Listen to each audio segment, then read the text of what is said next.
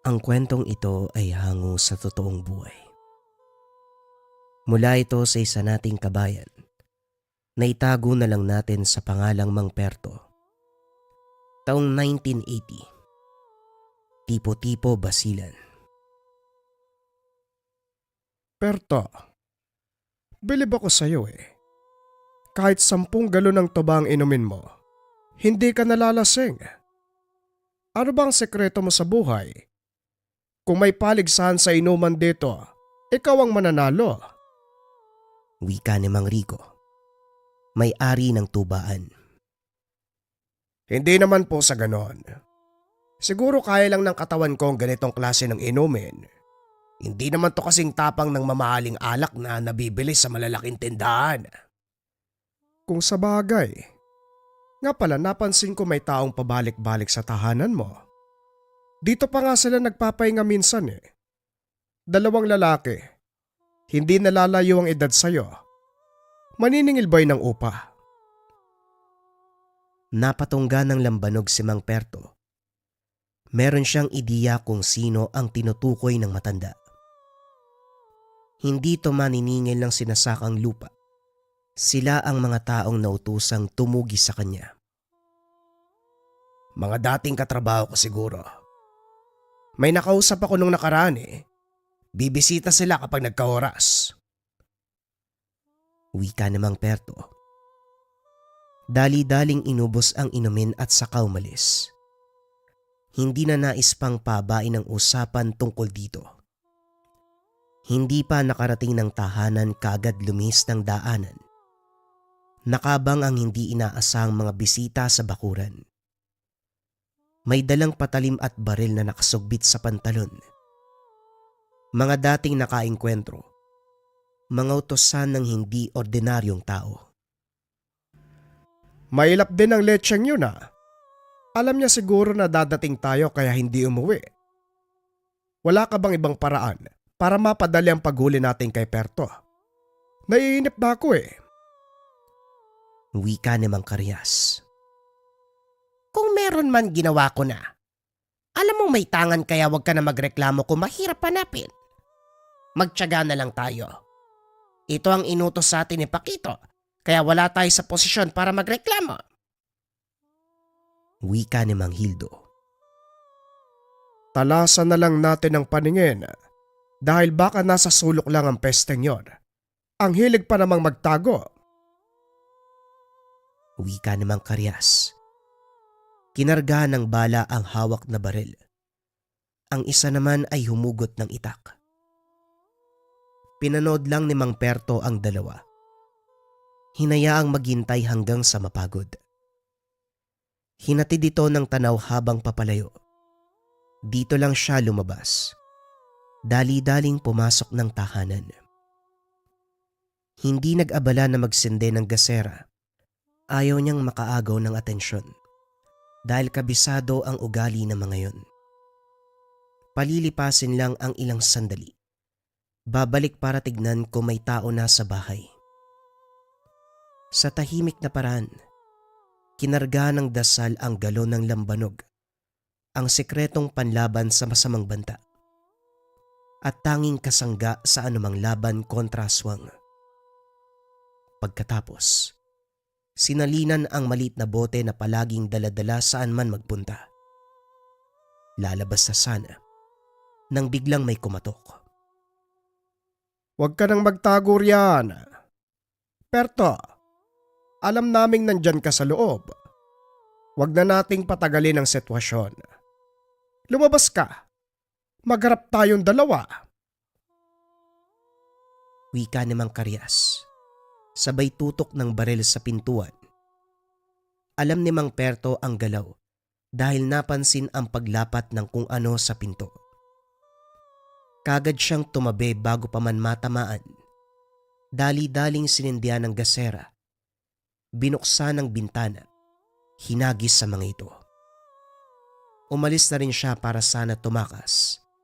Kaso pagdating sa unahan, bumungad ang taong nasa likod ng pagtugi sa kanya. Tanda, mabuti naman at nagkita na tayo. Akala ko hindi na kita makakausap eh. Hindi ako makakuha ng impormasyon. Kumusta ka? Pumapayat ka na. Hindi mo ba inaalagaan ang sarili mo? Pwede ka naman magpampon sa akin eh. Magaling ako mag-alaga. Alam mo yan. Wika ni Pakito. Lalong nadagdagan ng galit ni Mang Perto nang makita ang ngiti nito. Kung siya ang tipo ng tao na padalos-dalos, kanina pa ito napagbuhatan ng kamay. Kung ako sa'yo, puntahan mo na ang 2 tauhan mo. Sakto. Parang wala kang pangkain ah. Pwede mo silang ulamin. Aksidente kong natabig ang gasera. Kaya ayun, nasunog sila. Napangiti si Mang Perto. Kitang-kita ang pagkainis sa kausap. Ang hilig mo talagang magsunog ng tao. Parang pinagli ka sa apoy ng nanay mo. Sumenyas ito sa mga kasama na puntahan si Mang Karyas at Mang Hildo. Nang silang dalawa ang naiwan, naganda si Mang Perto sa posibleng pagsugod. Hindi nagtagal ay umatake ito. Mabilis ang kilos na paglingon ay nasa likuran na. Sakal-sakal pero madali ding nakaiwas. Kahit aktibo ang tanga ng mutya ni Mang Perto, hindi makikitaan ng takot ang binatang aswang. Hindi tumigil sa pagpapaula ng kalmot. Kumakagat kapag may pagkakataon. Nang tumagal, huminto rin pagkatapos mapagtantong walang tinamo ang antingero. Mahusay ka, tanda.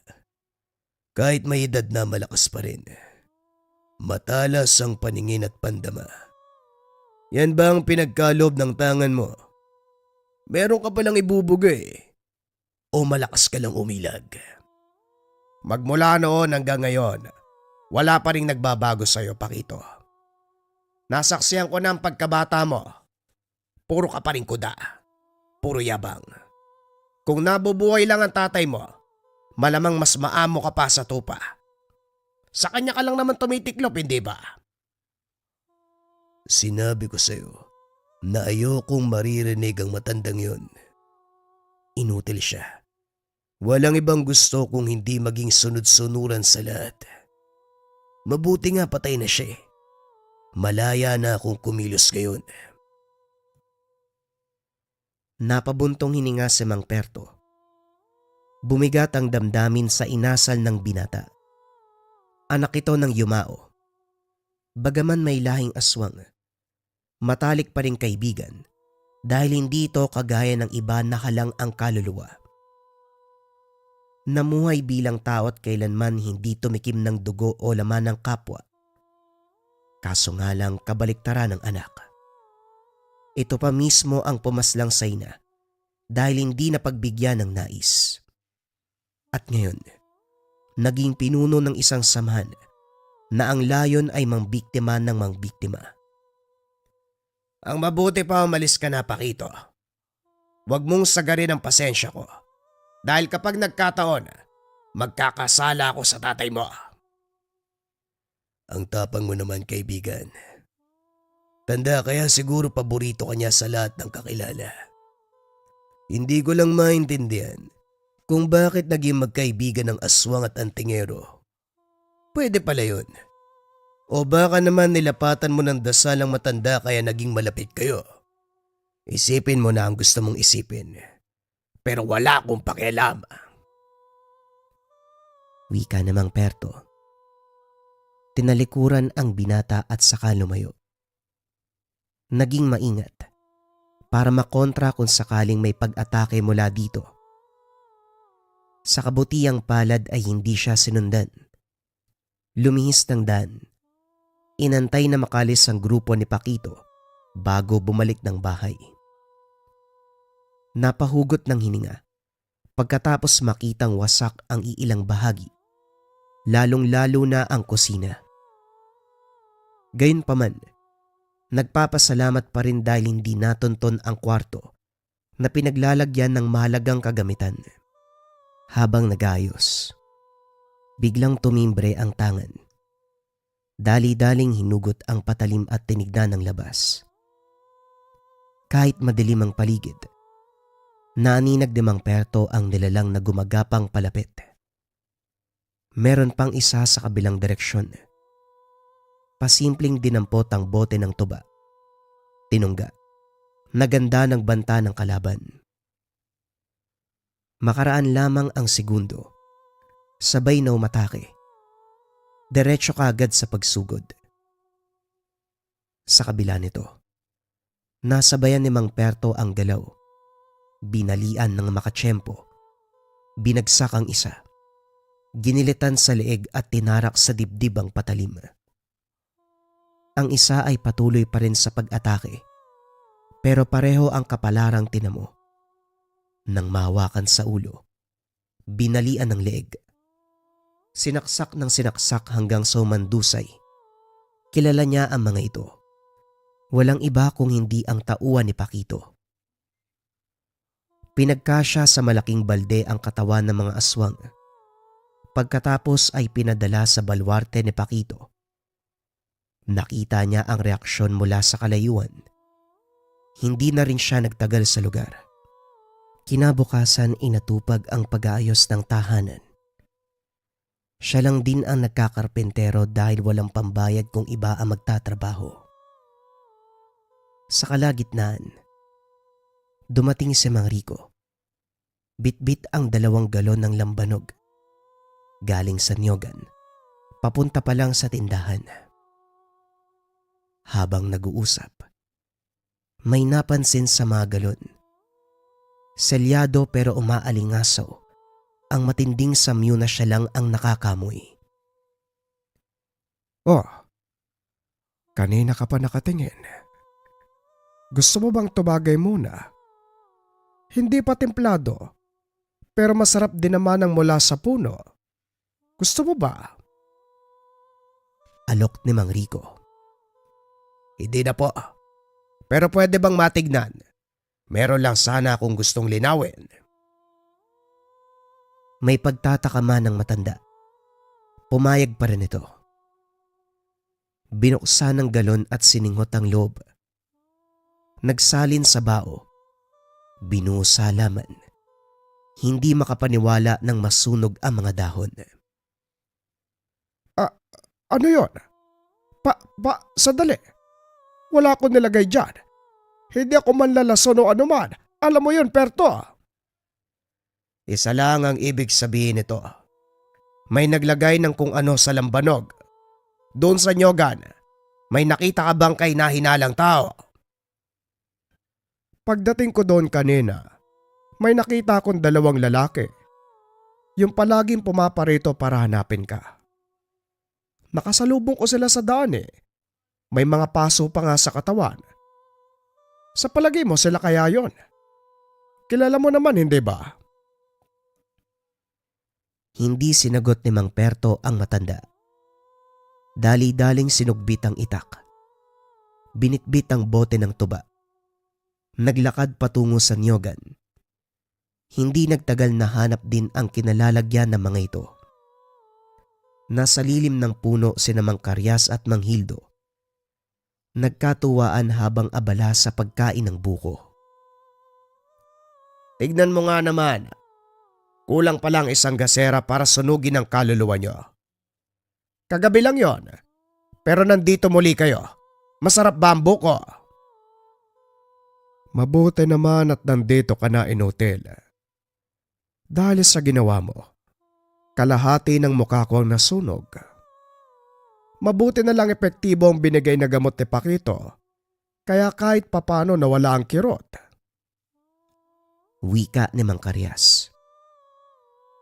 Buti nga nagkita tayo sa umaga. Ang hirap mong hagilapin sa gabi. Lalo tuloy nadagdagan ng galit ko. Nasunog ang braso ko dahil sa'yo. Pare, lapain na ba natin ang lecheng yan? Kung pwede lang sana. Kaso ang gusto ni Pakito, siya mismo ang gigilit sa leeg niyan. Bugbugin na lang natin. Naganda ang dalawa. Naglabas ng kung anong mga gamit. Pasimpleng binuksan ni Mang Perto ang bote ng tuba at tumungga. Ibinuhos ang laman sa harapan nila. Nagtaka ang mga ito dahil kalmado lang siya. Sunod-sunod na putok ng baril ang pinakawala ni Mang Karyas.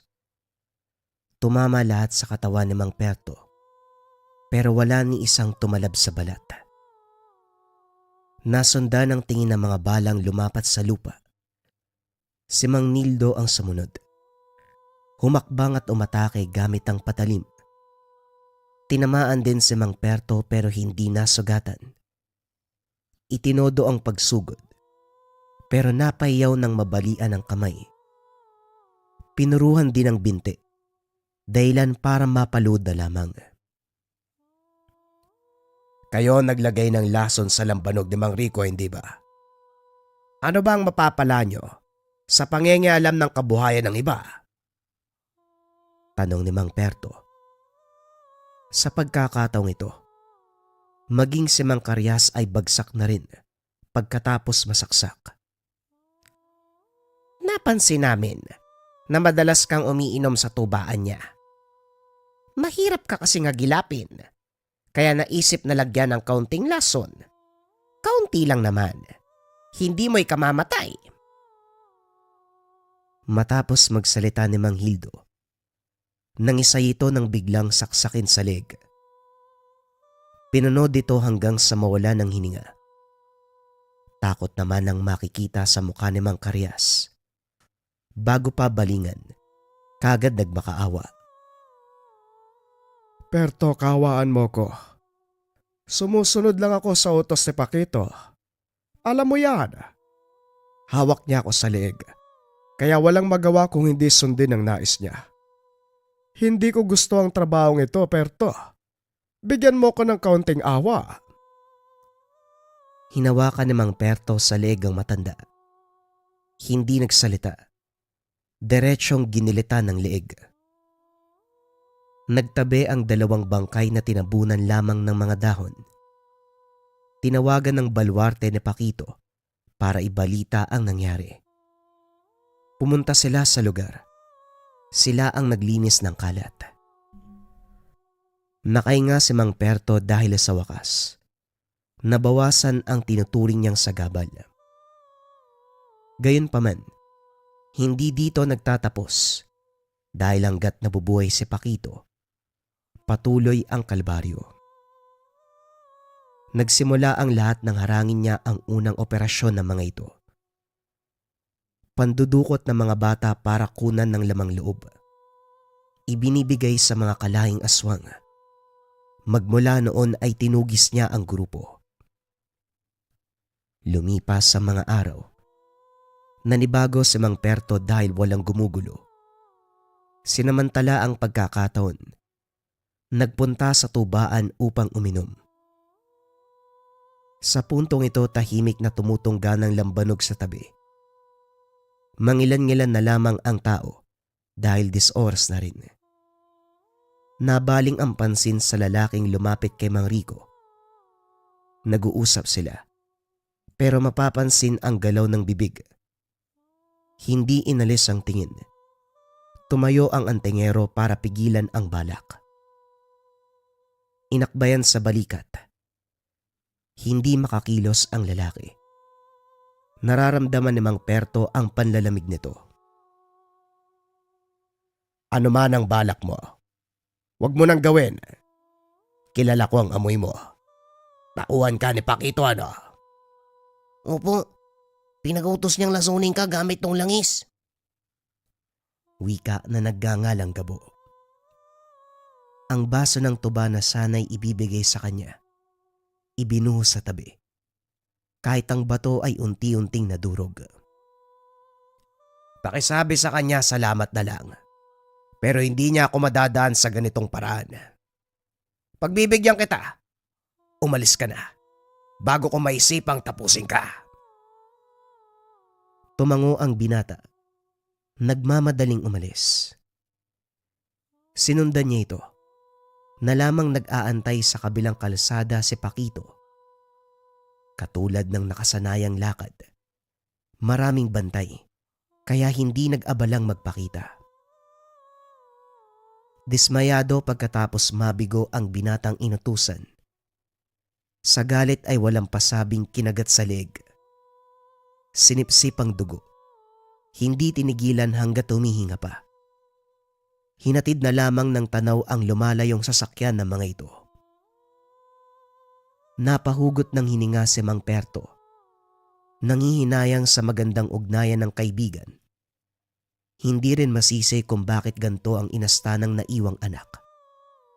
Bali-balik ta rin man ng mundo. Lalabas at lalabas ang kasamaan ng aswang. Kinabukasan balik sa ordinaryong gawain si Mang Perto. Maagang nag-araro sa sakahan. Nagulat nang makita ang may-ari ng lupa. Sa pagkakatanda ay umalis ito ng bayan. Lalong nagtaka dahil balisa. Napapanguwi na para bang may iniinda. Peto, pasensya ka na. Pero kailangan kong bawiin ang lupa. Maayos kang magbayad pero basta babawiin ko na. Taliwas ang salita sa kilos. Ito ang isa pang napansin ni Mang Perto. Pasimpleng sinulyapan ng direksyon kung saan dumaan. Hindi man malinaw kung sino ang naroon. May kutob sa pakana ni Pakito. Huwag ka pong matakot, Manong. Akong bahala sa'yo. Dito ka lang. Lumihis ng daan si Mang Perto. Niligaw ang lalaking tumakot sa matanda. Tumungga ng lambanog. Habang papalapit sa kinakatayuan, umikot at kagad inambahan. Nagsalita ang lalaki. Sinabing inutusan lamang ni Pakito. Bilang tanda pinabaunan ng sugat. Binalikan si Mang Naro. Nagulat nang makita itong nakahandusay at nangingisay. Bumubula ang bibig. Lumipas ang ilang sandali tuluyang binawian ng buhay. Nakapa ang sugat sa tagiliran. Isa sa dahilan ng kamatayan. Dali-dali itong dinala sa tahanan upang maibalik sa pamilya. Sa kabutiang palad hindi napunta kay Mang Perto ang sisi. Sa sandaling hinarangan ang matanda ng tauhan ni Pakito. Swerteng may nakakita. At batay sa salaysay, may pinainom. Sinaksak sa tagiliran. Tulong-tulong ang kaanak sa paghahanap ng salarin. Samantala nagtungo sa tubaan ang antingero. Hindi mapakali sa kinalalagyan. Hindi matigil sa pag-iisip kung saan banda nasagad ang galit ni Pakito para idamay ang ibang tao. Sa pagkakatanda niya, aksidente lamang ang pagtukla sa operasyon ng mga ito. Bilang saklolo na rin sa mga batang biktima, hinarangan at pinigilan. Hindi inasahan, naabot sa puntong magugulo ang buhay at may madadamay. Perto, ang lalim ng iniisip mo. Kasing lalim ng gabi. Hindi ka pa ba uuwi? Wika ni Mang Rico. Padagdag po ng 1 galon. Kung pwede dito muna ako. Isara niyo ang tindahan kung uuwi na kayo. Dito lang ako sa tabi. Wala namang problema. Pero baka awat muna sa pagtagay. Pang ilang galon mo na yan. Kahit sabihin pa natin na hindi kasing tapang ng alak sa merkadong iniinom mo, nakakasunog pa rin ang atay. Hindi ka malalasing kahit iligo pa, pero masisira ang lamang loob mo. Hayaan niyo na po ako. Kahit papaano ito lang ang nagpapakalma sa akin, lalo na kapag maraming iniisip. O siya, eto na ang 1 galon mo, mauna na ako. Marami pang lakad bukas. Mag-iingat ka, Perto. Hinatid ng tanaw ang matanda. Ibinaling na rin ang pansin sa inumin. Habang tumatagal umiinit ang tangan, dinukot ang telang pinagbalutan. Kumikinang, itinuro ang direksyon. Dali-daling pinuntahan. Huli na nang maabutang nakabulagta si Mang Rico. Maraming kalmot. Maraming kagat. Pagtingin sa kabila, bumungad ang nakangising aswang. Kilala niya ang itsurang iyon. Walang iba kung hindi si Pakito. Hinabol. Dinala sa pinakamasukal na bahagi ng gubat. Nagtaka si Mang Perto dahil nasa unahan niya lang ito. Pero kahit anong bilis ng takbo ay hindi maabutan. Kung minsan ay parang namamalikmata dahil parang nagiging dalawa sa paningin. Naalarma nang maramdaman ang lalong pag-init ng tangan. Huli na nang makahinto. Napalusong sa ilog. Hindi napansin dahil sa mayayabong na talahib. Dito nawala ang nilalang. Hindi na makita kahit saan. Magmula ng gabing yon hindi matahimik si Mang Perto. Unti-unting pinapatay ang mga taong malapit sa kanya. Wala mang nakasaksi pero malinaw na gawa ni Pakito. Kaso nga lang nahirapan siyang makahanap ng tao dahil lumipat ng lugar. Walang nakakalam kung saan ang bagong tirahan. Kasabay nito ang pananahimik ng kampo. Lumipas sa mga araw hindi ng gulo. Umabot ng linggo hanggang sa naging buwan. Unti-unting naging kampante sa pag-aakalang natapos na ang problema. Isang araw.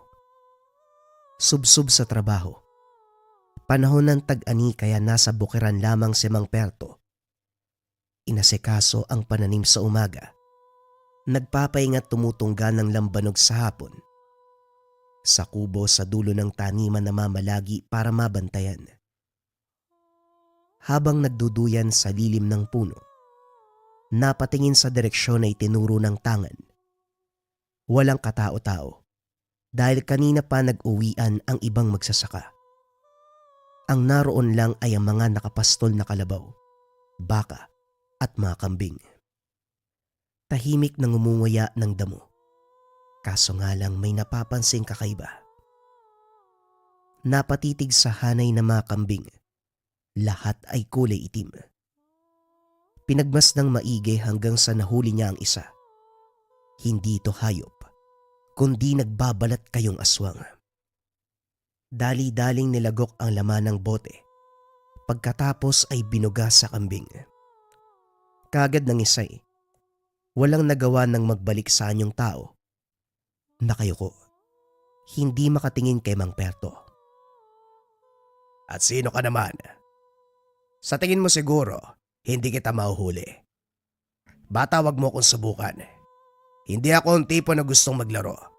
Matanda na ako, kaya hindi na uso ang biruan. Ako po si Gabo, yung binata sa tubaan. Yung binantaan niyo po na huwag gawin yung inutos si Pakito. Kunot noong inalala ni Mang Perto ang nakaraan. Hindi makapaniwala na buhay pa ito. Teka sandali, hindi ba patay ka na? Nakita ko kung paano kang kinagat ni Pakito. Sa lagay na yon, walang sino man na makakatagal. Tama ka po. Ituring niyo na lang na ikalawa kong buhay. Hindi ko talaga intensyon na galitin kayo eh. Wala po akong buwang nung mapadpad sa balwarte ni Pakito. Pero maniwala po kayo, hindi ko gusto ang pamamalakad niya. Sa pilitan na parang pagmamayari niya kami. Makakatulong po ko sa inyo. Hindi ako tumatanggap ng tulong, bata. Ang mabuti pa umalis ka na. Baka hindi kita matansya. Manong, naririnig kong usapan sa loob ng tahanan ni Pakito. Gusto ko mapatay dahil para sa kanya, magiging sagabal ka sa lahat ng operasyon. Nagawa mong harangin noon, magagawa mo ulit ng mga oras. Yun ang kinakatakot niya. Nagpapalakas siya ngayon sa mga aswang na may mataas sa katungkulan. Lahat ng balakid papatayin niya. Eh ano naman? Kaya ko naman silang patayin ah. Umalis ka na. Kung ganun, bakit hindi mo ginagawa? Oo, may lahi ako. Matagal ko nang hiling na may kukontra sa demonyong yun eh. At para alam mo Manong, hindi lang tawang biktima ni Pakito. Kami rin yung mga kapwang aswang. Kung inakala mong inosenteng bata lang ang kinakain niya, hindi ho. Maraming sanggol na aswang ang nilulunok niya ng buhay.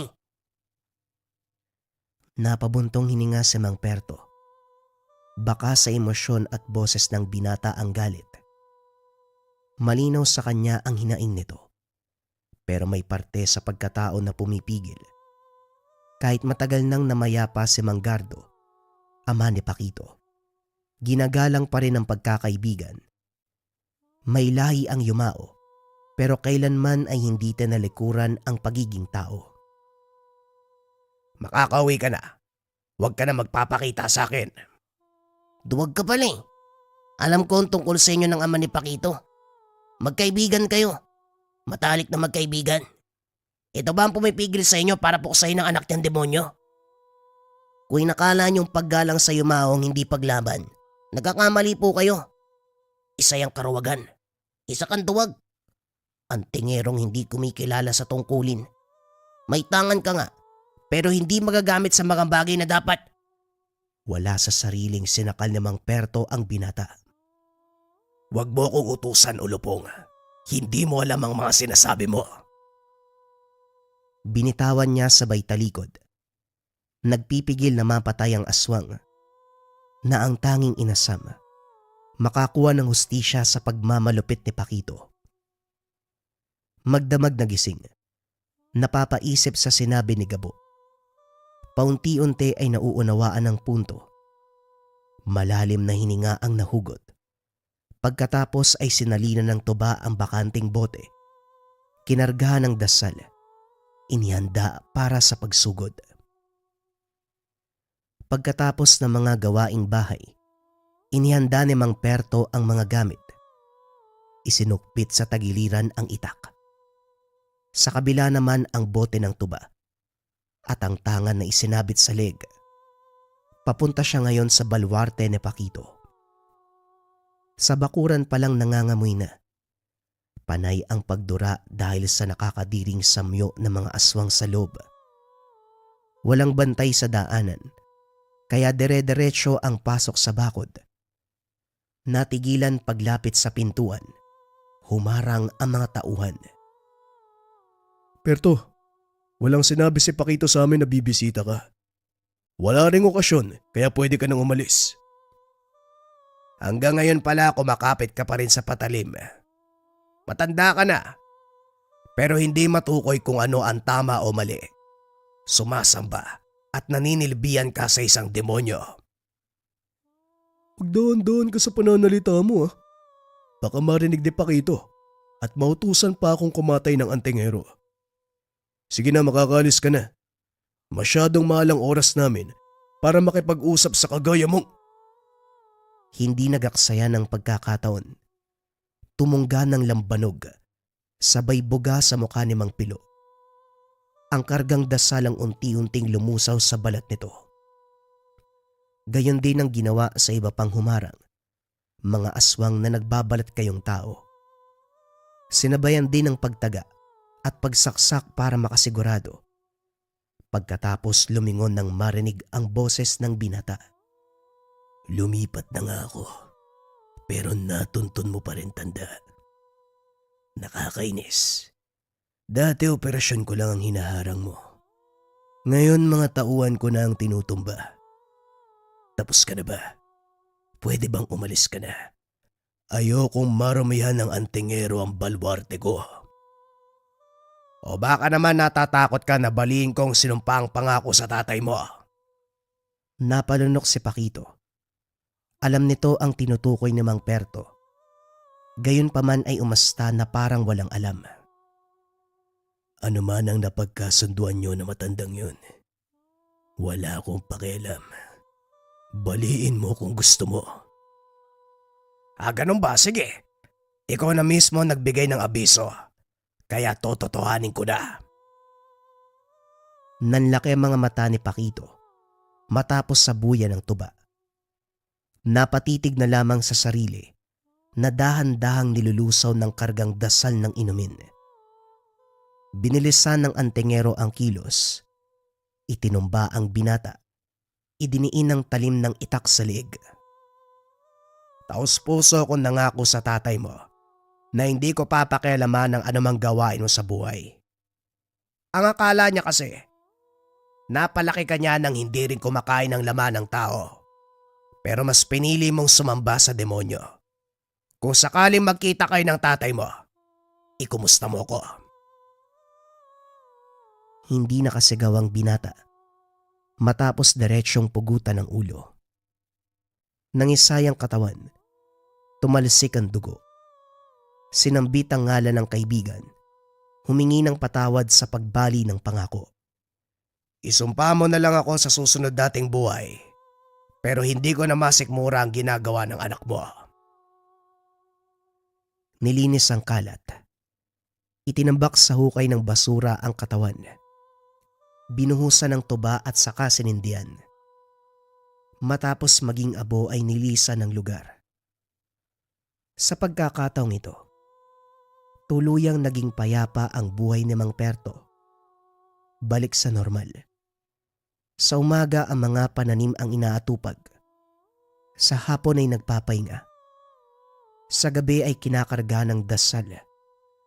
Ang tutunggaing tuba, nalalapatan ng bisa ng tangan, ang mutya ng apoy.